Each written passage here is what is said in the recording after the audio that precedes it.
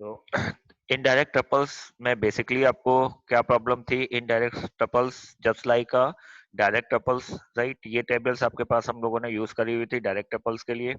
Direct triples आपके पास में किससे फॉर्म होते हैं? क्वाड्रुपल से। क्वाड्रुपल्स कैसे बनते हैं ये चीज हम लोगों ने कल समझी हुई थी। सबसे पहले जो भी प्रॉब्लम दी होती है उसको हम थ्री एड्रेस स्कीम्स कोड में कन्वर्ट करते हैं।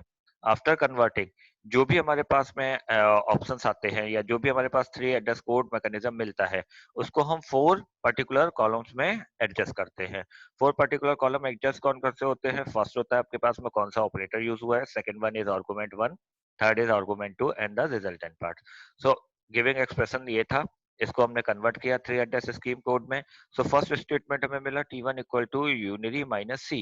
सो यूनिरी माइनस सी क्या है? यूनिरी माइनस क्या है आपके पास में? ऑपरेटर है, तो हमने यहाँ पे ऑपरेटर में यूनिरी माइनस को लिखा। और यूनिरी के साथ हमेशा एक ही ऑपरेटर यूज होता है, तो operator one sorry operand use होता है, तो उसमें हमने सी को लिखा, यानी आर्गुमेंट वन में हमने सी को लिखा। और इसका रिजल्टेंट क्या आ रहा है? T1, तो रिजल्ट में हमने T1 लिखा। सो ये प्रोसेस हम हर एक पर्टिकुलर स्टेटमेंट्स के लिए यूज करते जाते हैं, और जो ये टेबल हमारे पास में डिजाइन होती है ये क्वाड्रुपल रिप्रेजेंटेशन कहलाता है, राइट? कंपाइलर को क्या आसानी होती है क्वाड्रुपल्स अगर होते हैं, क्योंकि इस तरीके के स्टेटमेंट पढ़ने से उसे पता है कि इस ऑपरेटर के साथ हमें कौन से ऑपरेशंस परफॉर्म करने हैं, राइट? तो किसी भी चीज का पिक्चोरियल रिप्रेजेंटेशन बेनिफिशियल होता है, राइट? तो CMS कंपाइलर भी क्या करता है? रो एंड कॉलम्स के बेसिस पे चीजों को रीड करता जाता है और उसे ऑपरेट करता जाता है, राइट? और इसके बाद क्वाड्रुपल्स को हम लोग किस में कन्वर्ट करते हैं? ट्रिपल्स में। ट्रिपल्स अब बेसिकली है कि आपके पास में ये भी एक तरीके का रिप्रेजेंटेशन है, बट इसमें रिजल्टेंट पार्ट को हम लोग रिमूव कर देते हैं। रिजल्ट को हम कैसे हैंडल करते हैं? जो भी रिजल्ट पार्ट है वो एक्चुअल में आपके पास में क्वाड्रुपल्स में किस पर्टिकुलर लाइन नंबर पे ऑकर हो रहा है, उस लाइन नंबर को हम यहाँ पे राइट डाउन कर देते हैं। फॉर एग्जाम्पल सपोज जीरो पे आपके पास में कौन सा आउटपुट ऑकर हो रहा था? T1, right? तो T1 जहां पे भी ऑकर होगा वहां पे हम क्या लिख देंगे? जीरो लिख देंगे। क्लियर? जहां पे भी आपके पास में T2 ऑकर हो रहा होगा वहां पे क्या लिखेंगे? वन लिखेंगे। तो T2 देखो आपके पास में कहाँ ऑकर हो रहा है? दिस वन, यहाँ पे हमने वन लिखा हुआ है। जहां पे भी आपके पास में T3 और ऑकर हो रहा होगा वहां पे क्या लिखेंगे? टू। तो T3 की जगह हमने टू लिखा हुआ है, राइट? इसी तरीके से जहां पे भी आपके पास में T4 हो रहा ऑकर हो रहा होगा वहां पे क्या लिखेंगे? थ्री लिखेंगे। तो T4 आपके पास कहीं ऑकर नहीं हो रहा है यहाँ पे, तो हम थ्री। थ्री लिखेंगे, यहाँ पे हो रहा है, राइट? क्लियर? सो ये आपके पास में मैकेनिज्म होता है ट्रिपल्स को कन्वर्ट करने का। सो सिंपली एक चीज समझ में आ गया, अगर एग्जाम में ट्रिपल्स पूछा गया है तो ऑटोमेटिकली आपको क्वाड्रुपल्स बनाना पड़ेगा। एग्जाम में थ्री एड्रेस स्कीम कोड नहीं पूछी गई है, सीधे पूछा गया है ट्रिपल्स टेबल डिजाइन करो, तो इट मीन्स आपको थ्री एड्रेस भी बनाना है, क्वाड्रुपल्स भी बनाना है एंड ट्रिपल्स भी बनाना है, राइट? और इनडायरेक्ट ट्रिपल्स कुछ नहीं है, सिंपल एज जो ये नंबर्स होते हैं इनको आप किसी और नंबर से चेंज कर दो, यानी आपने इनको एज अ सेगमेंट डिजाइन कर दिया और इन सेगमेंट्स नंबर को आप यहाँ पे रीराइट कर दो। देखो जैसे आपने जीरो को 1 4 दिया हुआ था, तो यहाँ पे एक सेगमेंट टेबल हमारे पास में या पॉइंटर टेबल जिसको आप बोल सकते हो वो स्टोर्ड है मेमोरी में। जब भी जीरो मिलेगा तो इसके रेफरेंस पे क्या स्टोर्ड है? 1 4। तो 1 4 हमारे पास में सारी जगह हमने टेबल पे रिप्लेस कर दिया, राइट? तो इस टेबल को हम मल्टीपर्पज के लिए यूज कर सकते हैं। ये हमारे पास में स्पेसिफिक पर्पज के लिए है, ये आपके पास में जनरल पर्पज के लिए। So that is called the indirect triples, right? Now अब मूव करते हैं नेक्स्ट टॉपिक पे, that is called the basic blocks and flow graphs, right? Basic blocks and flow graphs हैं क्या? सो अगेन ये भी आपके पास में थ्री एड्रेस मैकेनिज्म का ही पार्ट है।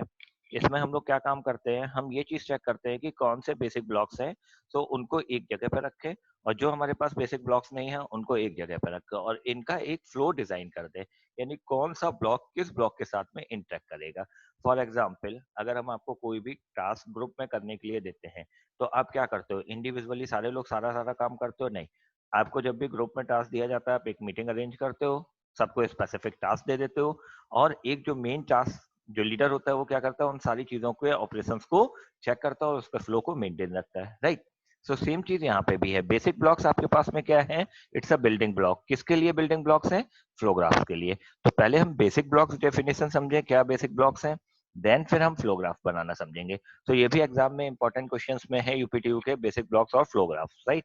Theoretical as well as the numerical point of view. So, सबसे पहले we discuss basic blocks. So basic block is a set of statement that always execute in sequence one after another. Means जितने भी sequential statements हैं वो सारे हमारे पास में किस में कंसीडर होंगे? बेसिक ब्लॉक्स में होंगे, राइट?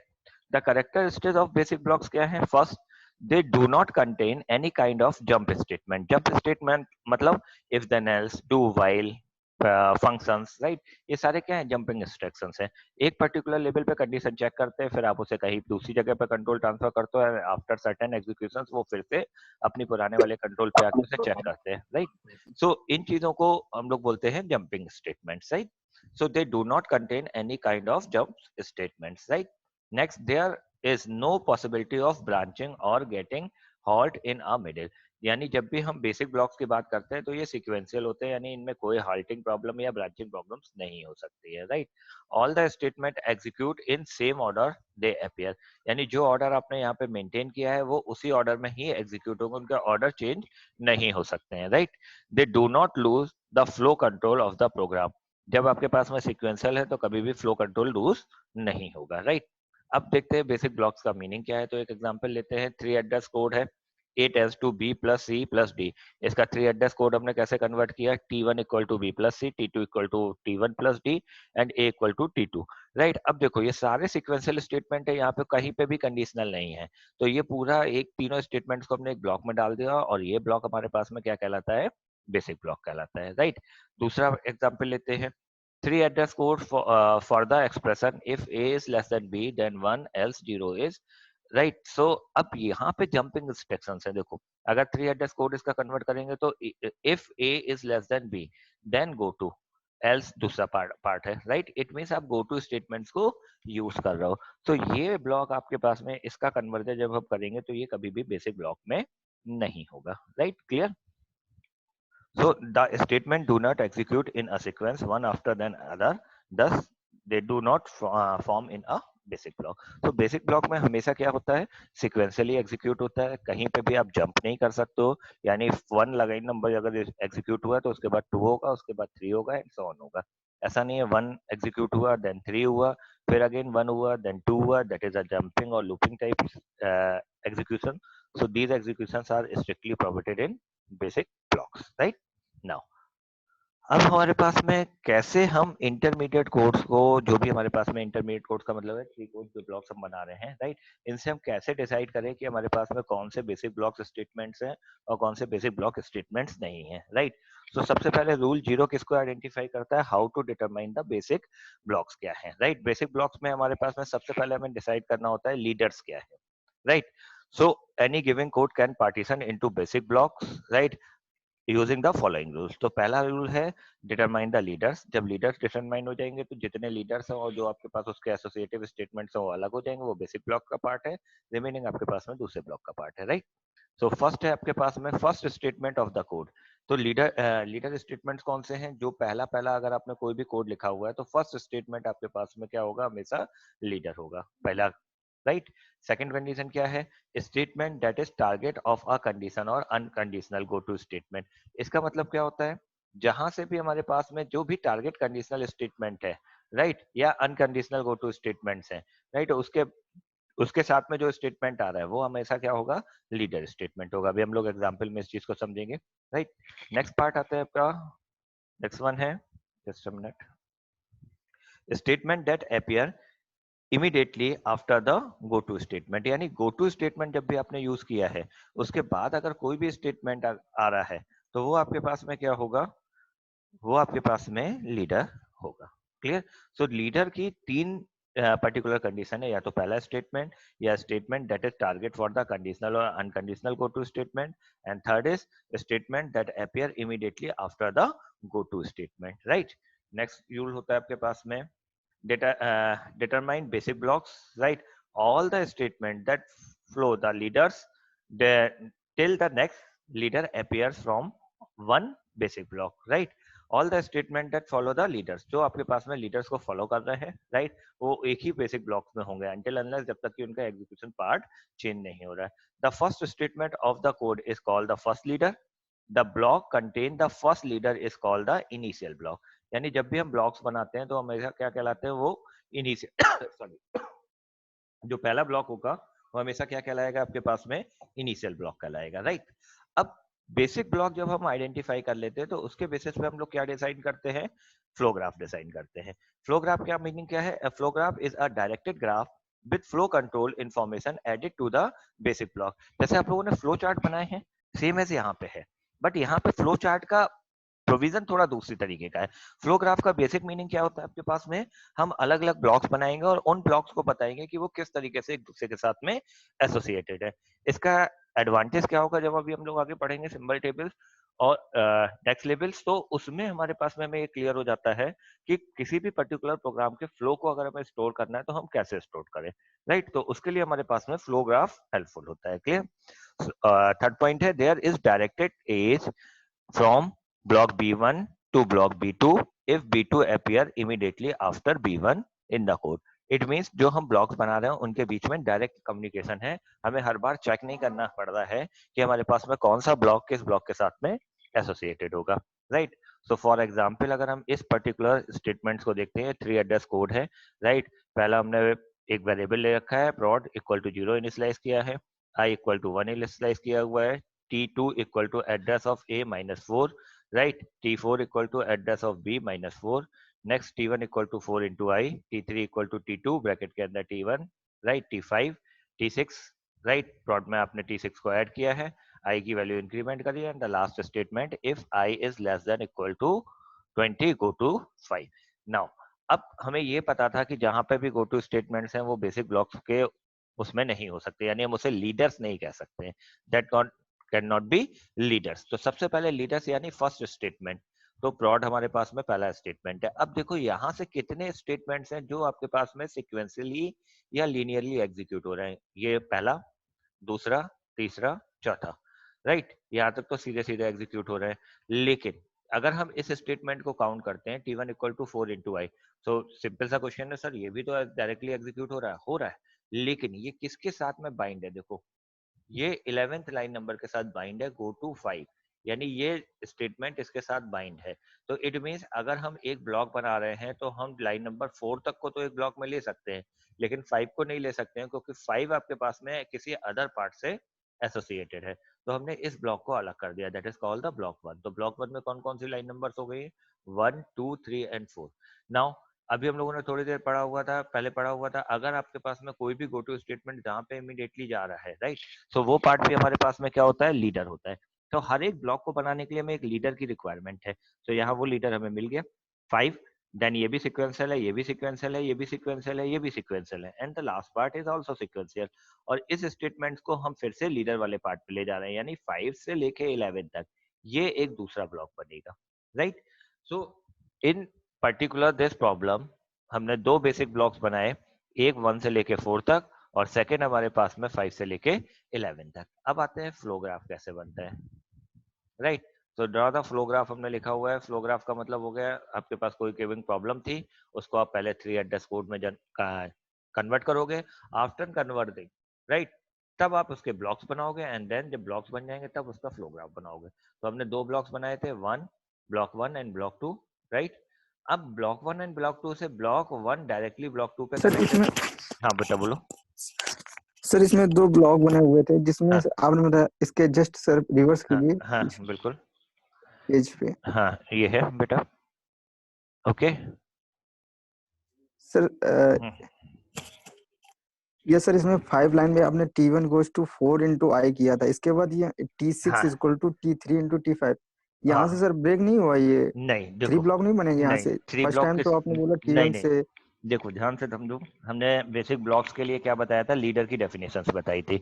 तो लीडर में देखो क्या है, फर्स्ट स्टेटमेंट हो सकता है या statement that appear immediately after the go to statement, right. Go to statement के बाद में यहाँ पे अगर हम इस वाले पार्ट में देखें तो गो टू के बाद में कौन सा स्टेटमेंट इमीडिएटली कैलकुलेट हो रहा है, 5th नंबर वाला लाइन नंबर कैलकुलेट हो रहा है, तो इट मींस ये यस लीडर बन सकता है। यस। क्लियर।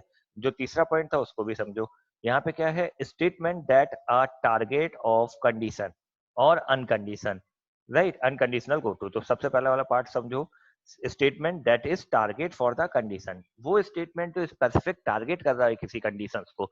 तो इफ टारगेट नहीं कर रहा है किसी कंडीशन को, इफ हमारे पास में क्या है, यहां से हम किसी दूसरी कंडीशन पे उसे भेज रहे हैं, राइट। तो जैसे यहाँ पे हमने एक ब्लॉक लिया हुआ था, देखो इसको हम बेसिक ब्लॉक नहीं कह सकते हैं, क्यों, क्योंकि यहाँ पे जंपिंग इंस्ट्रक्शंस आप यूज कर रहे हो। तो इसका लीडर कौन होगा, लीडर हमारे पास हमेशा वो स्टेटमेंट्स हो सकते हैं जो किसी भी कंडीशंस के थ्रू बाउंड नहीं हो, राइट। सो अब अगर हम यहाँ पे देखें तो सबसे पहले 4 तक तो हमारे पास सिक्वेंशियल था, कोई प्रॉब्लम नहीं थी, लेकिन हम 5 लाइन नंबर को ब्लॉक 1 में क्यों नहीं ले पा रहे हैं? क्योंकि ये 5 लाइन नंबर किसके साथ एसोसिएटेड है? इफ के साथ एसोसिएटेड है। यानी अगर हम इसको इस ब्लॉक में रखेंगे तो हमारे पास में एग्जीक्यूशंस कभी भी प्रॉपर नहीं होगा, राइट? हमें ये पता है कि जब भी हमारे पास ये कंडीशन एग्जीक्यूट होगी, this always demand the T1 equal to 4 into i. So it means ये पार्ट इसके साथ ही एसोसिएटेड होगा जब भी होगा। और हमने स्टेटमेंट भी क्या पढ़ा हुआ था, रूल क्या पढ़ा हुआ था, अगर कोई भी गो टू स्टेटमेंट है तो उसके बाद जो भी लाइन नंबर उसमें उसके बाद एग्जीक्यूट होगा वो लीडर बनने की कैपेबिलिटी रखता है। तो यहाँ पे कौन सा लाइन नंबर एग्जीक्यूट हो रहा है? 5। तो 5 आपके पास में क्या बन सकता है? लीडर बन सकता है। तो ये लीडर बन गया। अब इसके नीचे हम देखें तो सारे स्टेटमेंट लीनियरली काउंट हो रहे हैं। तो इट मींस अब हम यहाँ पे कहीं पे भी ब्रेक नहीं करेंगे ना। लाइन नंबर 6, 7, 8, 9, 10, 10 तक हमारे पास में सारे पार्ट्स क्या हैं? लीनियर हैं। और ये हमारे पास लीडर हो गया था। अब आते हैं इस वाले स्टेटमेंट पे।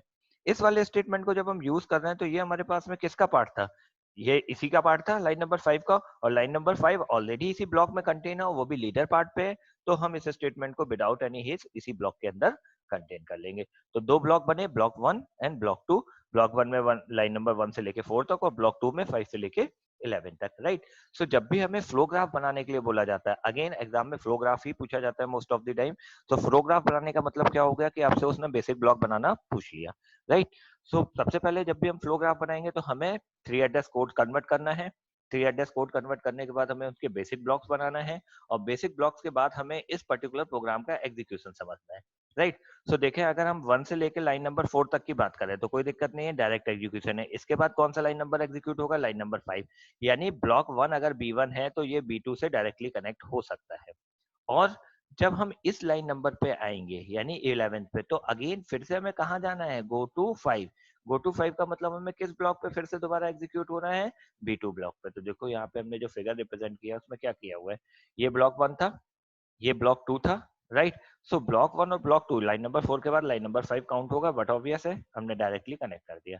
लेकिन जब हम लाइन नंबर 11 एग्जीक्यूट कर रहे हैं तो इट मींस हमारे पास में क्या हुआ? लाइन नंबर 11 एग्जीक्यूट करने का मतलब क्या था? Go to. आपने लाइन नंबर 5 लिखा हुआ तो गो टू लाइन नंबर 5 का मतलब क्या है? आप किस ब्लॉक के एग्जीक्यूशन की बात कर रहे हो? B1 की या B2 की? तो हम यहाँ पे B2 की बात कर रहे हैं, तो इसलिए हमने यहाँ पे क्या लिख दिया है? Go to B2, right? क्या चेंज हो गया फ्लो ग्राफ में? यहाँ पे आपने क्या लिखा था? Go to 5।